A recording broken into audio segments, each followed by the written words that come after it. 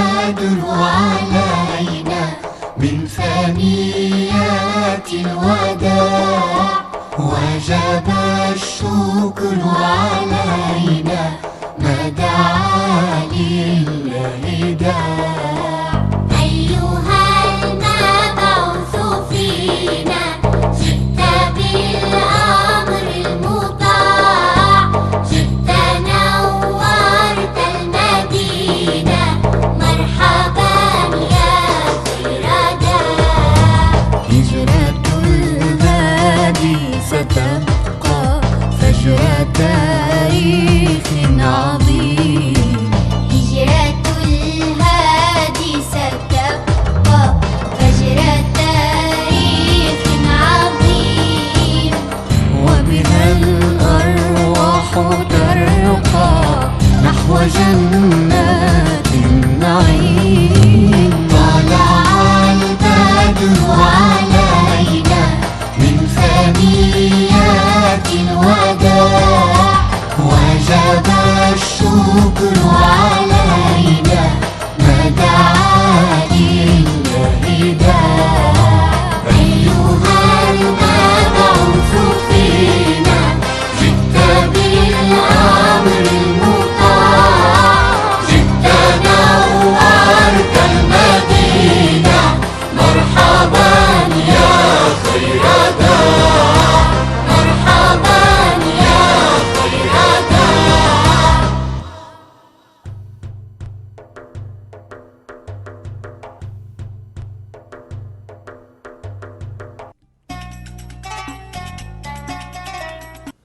Köp rahmet. He? O neymi da? Hoşnimiz babamga kaçıdı neymi bergetdi? Babam gep qilmayla oldi-ku. Babamdan so'rab baqaychi qani. Ha?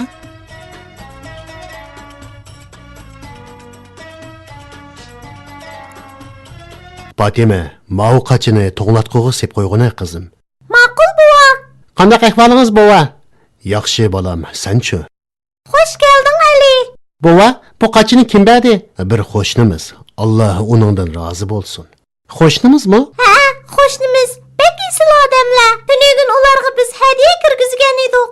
Qo'shnimiz nemishqa bizga tamoq akirib berdi? Biz ularning sadiqasini yeydigan kunga qolmagan tursak. O'g'lim, bu sadiqa emas, hadiya. Hadiya? Tamoqni hadiya qilganni anglab boqmabdi ekanman, bova. Hadiya subtida narsa kerak berilganligini bilatdim. Shundoq emasmi, bova? Undaq emas, bolam. Qandaq deysiz, bova? Qaraganda buni tafsili tushuntirib qo'ymasam bo'lmag'idek. Mehmonxona uyiga kirib o'ltirib deb beray. Qani juringlar bolarim.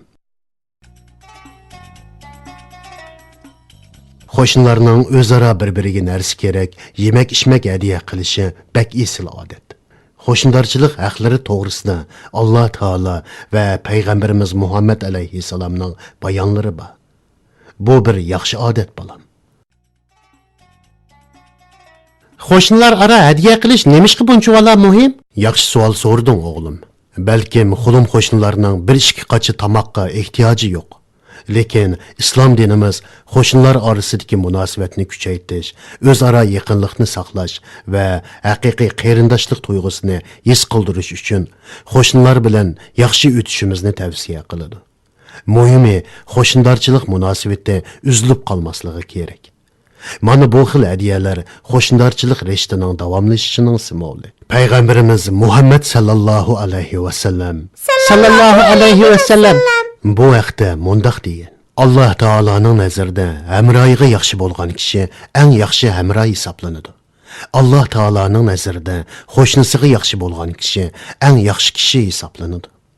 Demak, qo'shnilarimizga yaxshi muomalada bo'lsak, Alloh taoloning nazarida yaxshi kishi hisoblanadiganmiz, shundaqmi buva? Shundoq qizim, to'g'ri aytding. Bugun qo'shnimiz shu sababdan bizga hadiya kirgizibdi-kanda? To'g'ri aytding qizim. Bu masalani xeyli yaxshi tushunib oldim. Alloh sizdan rozi bo'lsin, bova. Endi bizga payg'ambar alayhissalomning hayoti haqida so'zlab bergan bo'lsangiz bo'pti ekan, bova. Yasriblik bir turkum kishilar payg'ambarimiz bilan ko'rishib, maxfiy holda islom diniga kirdi. Keyingi yili haj vaqtida Quraysh islomning ta'siri ojizlashdi deb xiyol surayotganda, Yasribning yerlik qabilalaridan bo'lgan Avs va Xazraj qabilasi iymon etib, islom bayrog'i ostida birlikka keldi. İslamiyetning tarqalishi uchun kuch chiqaradiganligini aytib, payg'ambarimizga va'da berdi. Payg'ambarimizdan Yasribga hijrat qilib, u yerdagi kishilarni jaholatdan qutuldirib qolishini talab qildi.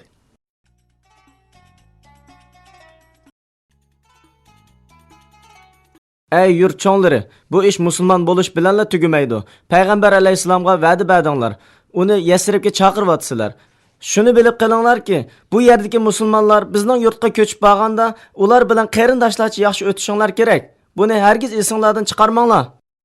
Haq yo'lda sen bilan birga menish uchun Allohning amr farmonlariga bo'ysunimiz. Bola chaqalarimiz, urug' tuqqanlarimizning bu yo'lda mangdiganligiga va'da beramiz. Hamma ishda payg'ambar alayhissalomga agishimiz, uningga bayat qilamiz. Allah va payg'ambari guvoh bo'lsinki, biz Avs Xazraj qabilasi Muhammad alayhissalom tarafda turamiz. Biz va oilamiz islomiyatning g'albisi uchun qarindoshlarimizdan mol dunyoyimizni, avlodlarimizni, uy joylarimizni, hatto jinimizni ayamaymiz. Ular uchun ishigimiz mangu ochiq. Ayrilish payti yetib keldi. Makkadagi musulmonlar qorong'u zulmatdan yo'riqlikqa chiqish uchun to'p-to'p bo'lib Madinaga hijrat qilishga boshladi. Ularning qalbida faqat Allohla bor edi. Allah uchun Makkadan ko'chib chiqyotdi. Hijrat qilayotganlarning ichida Osmon ibn Affon, Abdurrahmon ibn Avf, Abu Ubayda ibn Jarroh, Umar ibn Xattobga o'xshash Qurayshning mo'tabar zotlari va bulardan boshqa yana islomiyatni qabul qilgan 70 necha kishi bor edi. Bu musulmonlar bu qitimqi hijrati orqali kelgusida dunyoni o'zgartirdi. Hijrat qilish orqali insonlarni to'g'ri hayotga erishtirishni maqsad qiladi. Lekin payg'ambarimiz texi Makkadan chiqmagan edi. U Makkadan chiqadigan eng oxirgi musulmonning sog'-salomat chiqishini kutib turibdi. Shunda qilib payg'ambarimiz Muhammad alayhissalom muhojirlarning hammasini yo'lga solgandan keyin eng oxirida Makkadan ayrildi.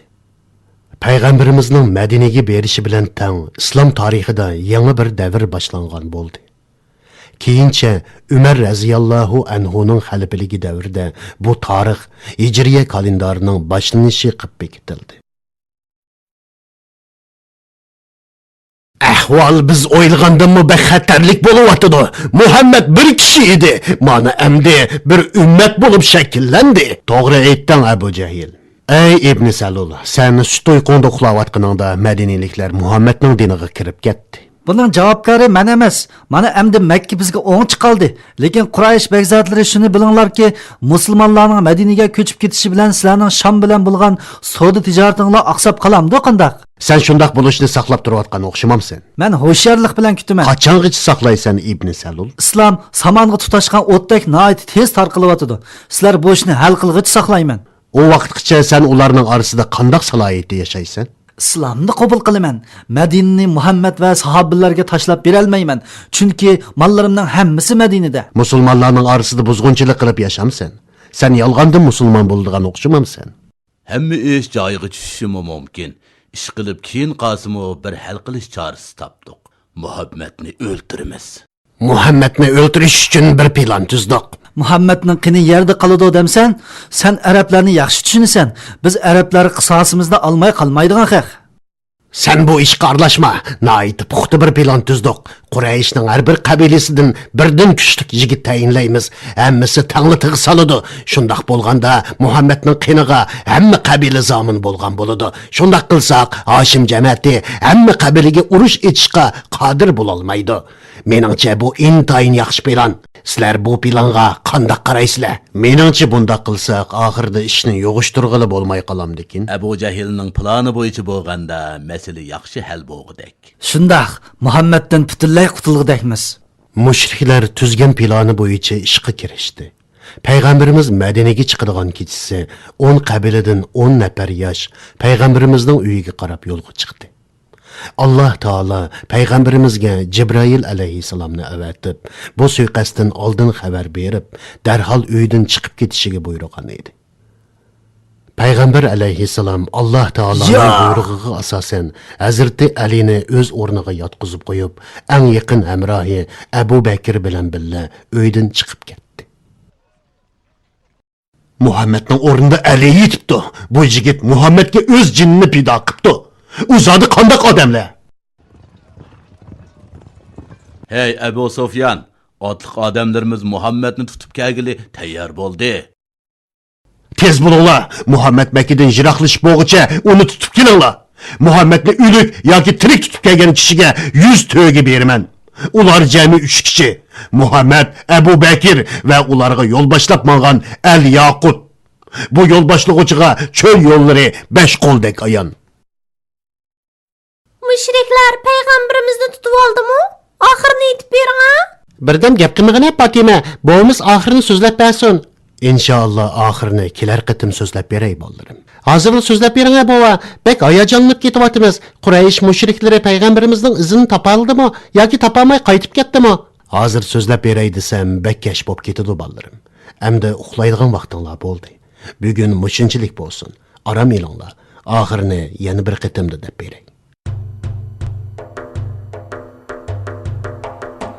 طلع البدر علينا من ثنيات الوداع وجب الشكر علينا ما دعا لله داع أيها المبعوث فينا جئت بالأمر المطاع جئت نورت المدينة مرحبا يا خير داع هجرة الهادي ستبقى فجر تاريخ عظيم هجرة الهادي ستبقى فجر تاريخ عظيم وبها الأرواح ترقى نحو